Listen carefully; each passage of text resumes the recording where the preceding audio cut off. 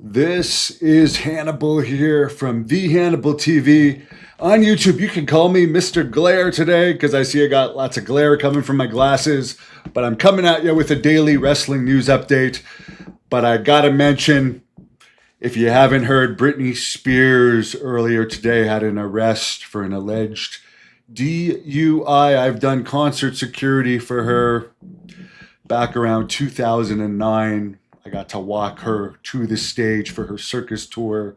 She was in a druid outfit.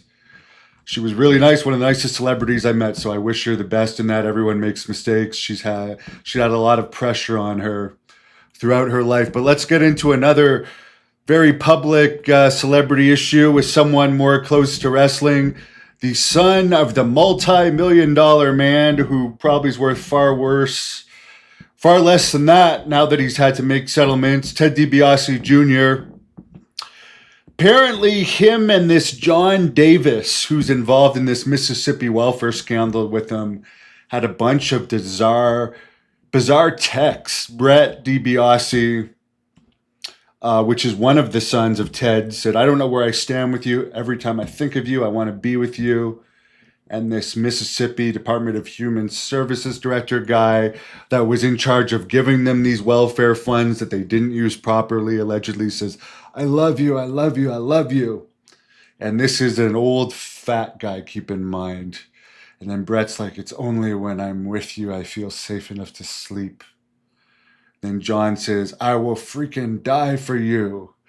And then Ted DiBiase Jr., this is the one that actually made the main roster. Brett DiBiase didn't get out of development. Says, "It would be my honor to die for you too, bro." Well, there's been a lot of homosexuality in wrestling since the beginning of the wrestling business. And who knows if favors were done to get those funds allocated to those guys, but apparently the DiBiase boys could be facing up to 45 years in jail, from what I understand. So it's a very serious situation for them, and I see Ted supporting them, going to the hearings. He had his own issues, which I believe got settled. I know he had to sell a house that was over $1 million in Mississippi a couple of years ago. I don't know if that was to fund cases or what. Mick Foley is making pleas to raise money for Brian Knobbs now that I guess Hogan's dead. I mean, I don't know if Brian Knobbs has ever had a real job in his whole entire life. Because he's one of these guys, he's been one of the most deplorable guys I've ever worked with. I used him before for a comedy show and a shoot interview. It was a special deal I made with him, and he was just a horrible, demanding guy. Just wanted extras, extra, never shut up, rude, vulgar, very, very racist. He even talks when he's drunk on tape, saying racist slurs. And what, people that work normal jobs all their lives that don't make the hundreds of thousands a year, we have to support you now? You fat piece of trash, because you didn't save your money and you're too good to be a Walmart greeter. We got to pay for you now. Get a job, man. Or Mick Foley, you want to put this fat piece of trash over so much? You pay for it. You can sure as hell afford it. I mean, I've given Knobbs enough payoffs. I'm sorry. He's just just buy me one more beer, Hannibal. Come on, you're not cheap. Buy me just one more. Oh, God. He's just a horrible guy. Put it this way. One of my drivers, Kendall, and Kendall might be listening to this because he's a big fan of the Hannibal TV. He's one of the great drivers for the years that I did Great North Wrestling, 16-ish years. And the only person he ever said he would never drive again was Nasty Boy Knobbs, because he was a knob and because he's really legitimately nasty, but not in a good way.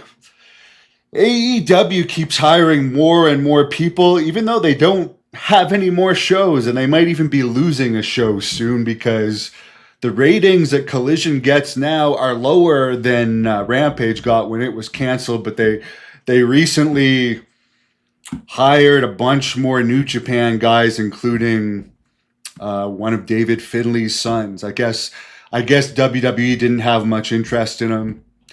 And AEW, again, made a more than generous offer. But they keep hiring all these people. But where are they going to fit in? Because you don't have house shows. You only have so much TV time. And by the way, they had a Ring of Honor free event last weekend that looked like it had 20 to 30 matches. And it was, for a free event, it looked like there was only one side, maybe two max, full of people, and it wasn't full. So they can't even give away. The product is so bad. Imagine if the AEW wrestlers actually had to get paid off of what they drew. That would be hilarious. The Jade Cargill and Rhea Ripley internet heat that some people are reporting as shoot is a complete work, according to reliable sources. Pete Dunne, who hasn't wrestled for WWE in like a year, is wrestling for Josh Barnett's Bloodsport again this year. I never thought much of this Steph DeLander person from TNA. I know she did a marriage angle once with PCO. She's making a big deal that TNA's released her because they didn't want to clear her, even though the surgeons cleared her. Was she really that good? I mean, I didn't think she was that good the bit I've seen of her, and she had a little run there. I mean, just accept your release, go somewhere else, make a name for yourself, get hired somewhere else. By the way, I've been getting a lot of heat because a couple of the statements I made about Jacques Rougeau, about very realistic statements about him. Some people said, oh, well, you're not a real reporter. Well, my paychecks since about 2017 have been from interviews and reporting on wrestling. And I've made a pretty damn good amount of money. And I'm pretty worldwide known. I mean, I've talked to Hulk Hogan on the phone. I've talked to Austin on the phone. I'm known by everyone in the wrestling business. So the people that want to say, ha, ha, ha, you call yourself a reporter, ha. Well, I'm a paid reporter. I have some of the most popular shoot interviews on the internet. I don't care what you think. And as far as the people saying, oh, well, Dynamite deserved to be sucker punched with a weapon. Do you know what the retribution was for? The Rougeaus had heat in the dressing room. That's well documented because they didn't just have it in WWE. They had it in other places as well. Montreal, they didn't have it as much because it was their father's promotion. But particularly Jacques, he was known for being arrogant backstage. They would talk French to each other, which annoyed people because they couldn't understand what they were saying. Kurt Hennig cut their pants when they had asked to get switched from a later match to an earlier match one night.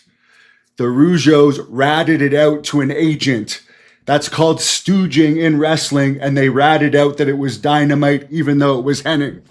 In retribution, Dynamite slapped Jacques with an open hand slap, punched him maybe once or twice, and said, hey, get up. You want to settle this now? Jacques didn't want it anymore. Raymond said, hey, when my knees hurt, because in those days you still had to go to the shows if you hurt, I'll take care of it. And he's like, okay, I'll wait for when your knee. The next thing you know, Dynamite's holding a coffee, walking with Pat Patterson, their buddy. That's when they hit him. Then ran to Vince's office, and Vince escorted them out of the building. Jacques' excuse was, oh, well, I had Bret Hart, Jim Neidhart, Bad News Brown, Don Morocco. They were all against me. I know all those guys. I was good friends with Bad News Brown. I'm the one that did his tribute show. I wish I had been better friends with him. Don Morocco, I consider a friend now. Brett, I mean, really, are any of those guys going to jump in on a one-on-one fight? If you and Dynamite had a one-on-one fight, like Billy Jack and Iron Mike Sharp had, or like Adrian Adonis and Dan Spivey had, would any of those guys have jumped in? Bad News was an honorable guy. He only grabbed one of you, I don't know which one it was, by the neck, threw you off because you're beating this guy with a weapon because you're too much of a pussy to hit him with your regular hand. And by the way, you don't know how to punch so badly that you couldn't even knock him out. You're lucky that it got separated and you ran to Vince's office. And you're lucky that they had to go to Europe the next day and whatever didn't happen. Because you've made a living off of telling this story in schools. This anti-bullying story. Imagine if Dynamite had called the cops and said, hey, a co-worker attacked me with a weapon, knocked out 4 of my teeth. He could have actually gotten you to jail, sued Vince. Actually, that's probably, if they hadn't been men, you got to give them respect because they could have sued WWE Mind you, Davey never would have got his chance, but they could have sued both you and the WWE. And then you never would have worked for WWE again because you attacked them at work with a weapon and caused bodily harm. So, anyways. Yeah, I don't know if AEW, Chris, might get canceled off of WBD when Paramount takes over, but Tony Khan is rich enough, his father, a multi-billionaire, as CM Punk said. It'll keep going in some form or another, as long as they want it to keep going, because they're that rich. It'll just keep going. It's too bad the Bulldogs didn't have a longer run with WWE. Yeah, well, Davey had a run, and Dynamite went back to Japan. Someone says they don't like the AEW partnership with New Japan. Well, AEW just signs everyone from New Japan and then lets them go back to New Japan. So I guess that's where you get a better deal if you like New Japan and AEW. Whereas if you go to WWE, they're less likely to let you still wrestle for New Japan.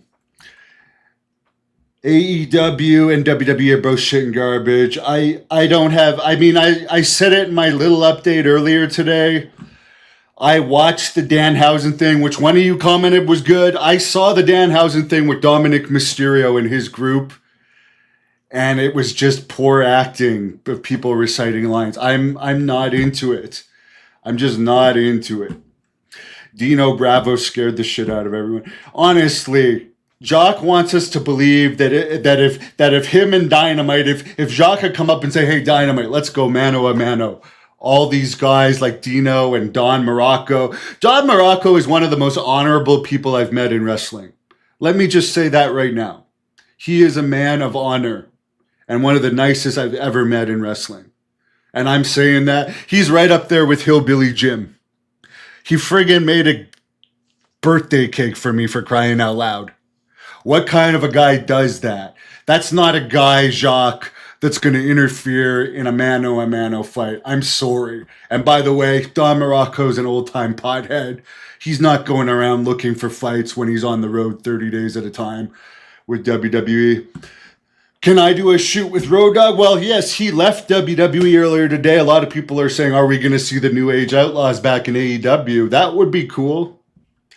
I mean, I think it's good. I think WWE has gotten stale. I don't think their current writer system is going to being mixed up at all. It's going to change. There's too many writers. It's too much a TV show than a wrestling show. I just don't think it's going to change. The War Dogs are my favorite. Well, the War Dogs, that's the New Japan group in AEW now. So you'll be happy there. Hillbilly Jim, yes, he's just a nice, good old boy. I understand why everyone liked him in WWE. Just a really great guy. Update on Nails. He wanted more, quite a large, huge amount for an interview. That I had a very good conversation with him. I don't know if I'm going to have that interview with him right at this time because it was far more than I had expected.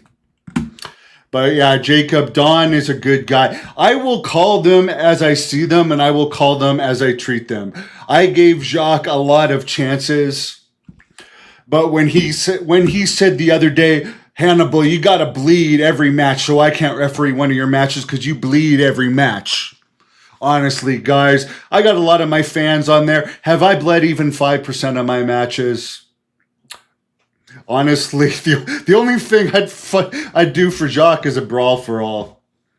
PCO doesn't talk to him. I don't know if his brother talks to him anymore or not. I know he asked way too many favors of Raymond at one point. Raymond didn't talk to him for years. He's gone through quite a few marriages. I don't know where he's at with his kids. I know Cedric had potential as a wrestler, but he pissed Cedric off so much. I mean, that guy went on to be a used car salesman that at one point had sexual harassment allegations, I believe, against him. Search it up. Ted Arcidi, he's a nice guy too. He's a really nice guy. He actually told me that the agent that set up the first interview with me lied about how much he was given. Thank you, my man. Hey, well, I've had a great workout today. I've done some great work, got some good news today, and I wish all of you a great night. Please give this video a thumbs up and check out my interview with the Berserker from a couple days ago. He's another guy, the Berserker. I mean, he's made some mistakes in life, but he's an honest, real guy. I hate the fake nice people. I mean, the Berserker, I mean, he'll tell you. He's done some bad stuff, but he's a nice guy. He's the type of guy you want to go out for a beer with.